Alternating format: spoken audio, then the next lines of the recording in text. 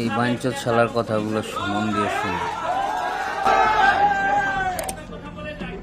আজকে আমি বলে আসছি যে আমার যত তকমা আছে সব তকমা তোমরা নিয়ে যাও। আমার মানবতাবাদী বলতে এখন তোমরা বেঈমান বলো, কোনো অসুবিধা নাই।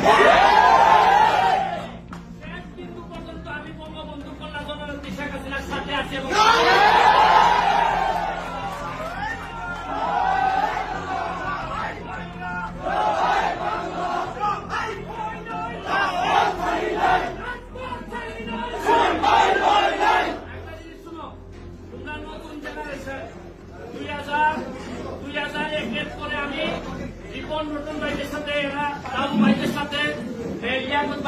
রাজনীতি করার সুযোগ পাইছিলাম।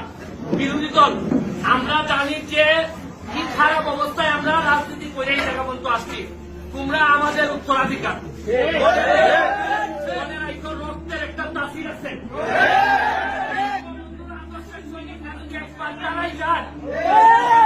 তাদেরকে কেউ আর দাবাই রাখতে আমার ছোট ছোট ছাত্রদেরকে এরা মাথা ব্রেইন ওয়াশ করছে।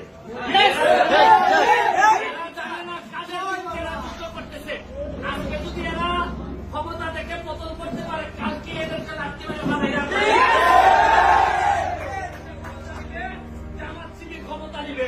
এরা জানেই না এরা কিসের জন্য যুদ্ধ করতেছে, এরা জানেই না।